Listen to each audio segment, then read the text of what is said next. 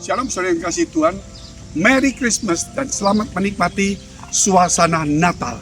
Biarlah kasih Natal, damai Natal saudara itu menghiasi di dalam hidup kita, menghiasi karakter kita, menghiasi kerohanian kita, menghiasi iman kita. Jangan sampai iman kita hanya dihiasi oleh perayaan Natal, tetapi kasih Natal, damai Natal, sukacita Natal, semangat Natal, berkat Natal menghiasi iman kita. Sehingga kita tidak melihat satu momentum ini terlepas dalam hidup kita. Setelah kita mengalami masa sulit pandemi selama 2 tahun, sekarang masih ada tetapi lebih longgar. Mari saudara kita mendandani saudara iman kita dengan kasih Allah, kasih Natal itu sendiri. Mari kita tunduk kepala kita berdoa. Bapa kami dalam surga, Bapa yang baik yang kami kenal dalam nama Tuhan Yesus. Biar setiap orang boleh mendapatkan kasih daripada Tuhan melalui Natal ini. Dan mereka menghiasi iman mereka dengan kasih Natal ini, kasih Allah ini, damai daripada Allah sendiri, sukacita dari Allah sendiri. Supaya setiap kami Tuhan boleh bangkit kembali untuk mengampuni, untuk menjadi terang dan menjadi berkat bagi banyak orang. Melayani dengan kasih dan sungguh-sungguh. Di dalam nama Tuhan Yesus, kami berdoa untuk mereka yang sakit disembuhkan, yang butuh pertolongan ditolong, dan pergumulan dilepaskan dari masalah hutang dan sebagainya. Dalam nama Tuhan Yesus, haleluya, amin. Puji Tuhan saudara, kalau kita melihat Natal ini saudara tidak lain daripada impartasi kasih Allah kepada dunia. Melalui firman Allah ya, yang dikatakan firman yang penuh dengan kasih, firman yang selalu mengampuni, firman yang selalu mendidik kita, firman yang selalu menolong kita, firman yang selalu menuntun kita, firman yang selalu dan selalu saudara memperbaiki, sama seperti seorang orang tua yang mendidik kita, menolong, membimbing kita. Sebab itu hari ini mari kita kembali kepada firman itu sendiri. Kenapa kita harus kembali firman, Pak?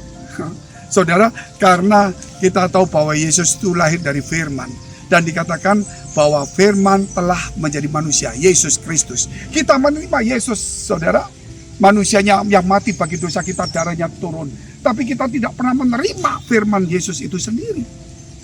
Kita menerima darah Yesus yang mati, menetes secara manusia. Tapi kita tidak pernah melihat firman itu sendiri yang membuat sampai saudara darah itu menetes. Karena firman itu karena kasihnya sehingga darah itu menetes. Firman itu menunjukkan kasih. Tetapi orang tidak tahu, oh firman menunjukkan kasih, apa buktinya? Ditunjukkan jadi manusia. Dan kemudian dia menderita. Dan kemudian dia mengeluarkan darah. Dari situlah orang yang mengerti tentang firman yang di dalamnya adalah kasih Allah itu sendiri. Kita lihat dalam Yohanes 1 ayat 14. Firman itu telah menjadi manusia dan diam di antara kita. Dan kita telah melihat kemuliaannya, yaitu kemuliaan yang diberikan kepadanya sebagai anak tunggal Bapa penuh kasih karunia dan kebenaran. Haleluya. Firman telah jadi manusia yang ditunjukkan kepada manusia saudara.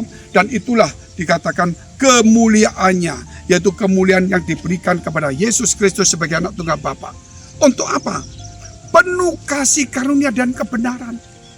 Jadi itulah karena Yesus turun saudara, kebenaran dan kasih karunia kepada kita. Jangan cuma lihat kasih karunia saja, sehingga saudara bilang, oh kasih karunia, oh kasih karunia, oh kasih karunia. Tapi kebenaran tidak pernah kita lihat. Kebenaran itu adalah firman Allah.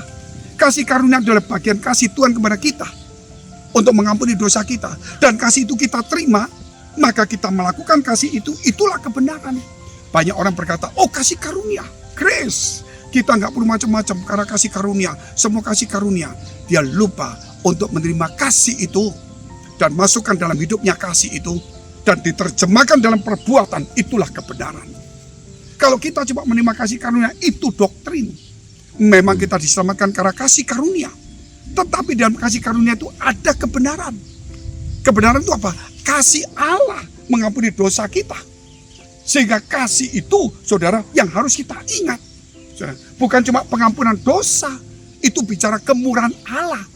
Kita bicara kasih karunia Allah, kita selalu bicara kemurahan Allah. Kita lupa bahwa kasih karunia adalah kasih yang diberikan secara cuma-cuma. Sehingga kita menerima kasih itu, dan kemudian kita mengeterapkan kasih itu di dalam hidup kita, itulah kebenaran. Tapi orang menerjemahkan kasih karunia itu sepertinya kasih karunia tidak dipisahkan. Sehingga dia katakan kasih karunia seperti cuma kemurahan Tuhan saja. Padahal kasih dan karunia itu adalah dua kata yang punya arti berbeda. Kasih itu kasih berkorban. Karunia itu pemberian. Saudara, bukan bicara kemurahan saja. Karena kasih melebihi semua. Karunia lebih dari kemurahan. Haleluya.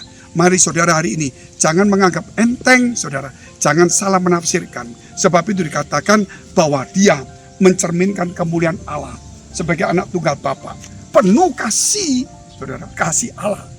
Dan itu diberikan sehingga orang itu menerima kebenaran itu. Dan menjadi hidup dalam kebenaran. Sehingga Yesus berkata, akulah jalan kebenaran dan hidup. Tidak seorang pun sampai kepada Bapa tanpa melalui aku. Saudara, bahwa Yesus itu, saudara, kita mesti lewati sebagai jalan percaya. Sebagai kebenaran itu menerima kasih. Dan melakukan kasih dalam hidup kita. Bukan sekedar kemurahan terus. Yang selalu mengampuni. Tapi hidup berarti saudara, kasih itu, kebenaran itu diterapkan dalam hidupnya. Karena Yesus hidup dalam hidup kita. Saya bacakan terus. Yohanes memberi kesaksian tentang dia. Dan berseru katanya, inilah dia yang kumaksudkan. Ketika aku berkata, kemudian daripadaku akan datang dia yang telah mendahului aku. Sebab dia telah ada sebelum aku. Dan dikatakan Yohanes bahwa dia akan datang setelah aku. Waktunya Yohanes Pembaptis lahir dulu sebagai nabi. Dia membuka jalan. Tetapi dia katakan bahwa Yesus yang datang setelah dia itu sudah ada sejak awal. Berarti dia itu sang firman. Dan dia itulah kebenaran. Dan dia diberikan karena kasih Allah, saudara. Maka saya bacakan. Karena dari kepenuhannya, kita semua telah menerima kasih karunia demi kasih karunia. Luar biasa. Dari kepenuhan Tuhan itu, Yesus Kristus. Kita menerima kasih. Yaitu pemberian Tuhan. Kasih itu. Kita menerima lagi kasih. Dan itu pemberian Tuhan. Dan kita menerima. Karena karunia itu pemberian, saudara. Pemberian.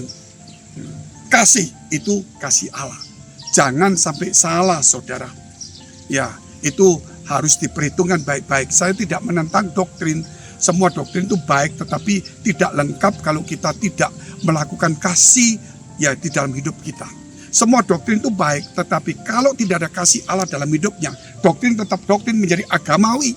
Tetapi kalau kasih itu membuat semua doktrin itu menjadi realita hidup, menjadi satu kehidupan kebenaran itu. Sehingga doktrin itu saudara bisa menjadi satu hukum yang mematikan seperti Taurat. Hukum Taurat. Tetapi ketika dilakukan saya yakin dengan kasih. Makanya dikatakan kasih itu menggenapi hukum Taurat. Kasih itu menggenapi semua doktrin kita. Kalau doktrin kita mau dibaptis, mau apa, mau pujian, model apa. Kalau tidak ada kasih tidak ada guna. Sebab itu dikatakan walaupun aku bisa berbahasa roh atau berbahasa malaikat, bahasa manusia. Kalau nggak punya kasih, nggak ada gunanya. Seperti suara gemerincing saja. Walaupun aku punya iman sempurna memindahkan gunung. Ya, tahu mujizat, pengetahuan, dan sebagainya. Kalau nggak punya kasih, nggak ada gunanya. Walaupun aku memberikan hartaku, sampai hidupku mati dibakar. Kalau nggak punya kasih, nggak ada gunanya. Saudara, artinya di sini, semua doktrin, semua pengajaran, semua pengetahuan firman, kalau tidak didasari dan tidak dilakukan dengan kasih, maka itu menjadi satu hukum saja. Seperti Taurat. Oleh karena itu saudara, kita harus mulai mengubah lagi hidup kita. Biar pada saat Natal ini, jangan sampai kesempatan itu lepas. Biar suasana Natal ini, damai Natal kita nikmati semuanya. Ayat yang terakhir saya bacakan saudara. Sebab hukum Taurat diberikan oleh Musa, tetapi kasih karunia dan kebenaran datang dari Yesus Kristus. Tidak seorang pun yang pernah melihat Allah, tetapi anak tunggal Allah yang ada di pangkuan Bapa, dialah yang menyatakannya. Hukum Taurat diberikan oleh Musa, tapi kasih karunia diberikan oleh Yesus Kristus. Artinya, saudara, kita tidak melakukan hukum, tetapi kita mengasihi Tuhan dan sesama. Mari saudara, jika saudara membutuhkan pertolongan dalam pekerjaan, rumah tangga, kesehatan, karir, studi, perjodohan, masa depan, keuangan, dekapkan kedua tanganmu di dadamu. Jika engkau sakit, tumpangan tangan bagian sakit. Dalam nama Yesus menjadi sembuh, dalam nama Yesus menjadi pulih. Biar hari ini kekuatan Allah turun kepadamu. Dalam nama Yesus biar kasih Allah membersihkan hatimu dari kebencian, sakit hati, kekecewaan, kepahitan, dendam dan sebagainya. biar pemulihan terjadi karena Allah mengasihi kita. Dalam nama Yesus, haleluya, amin.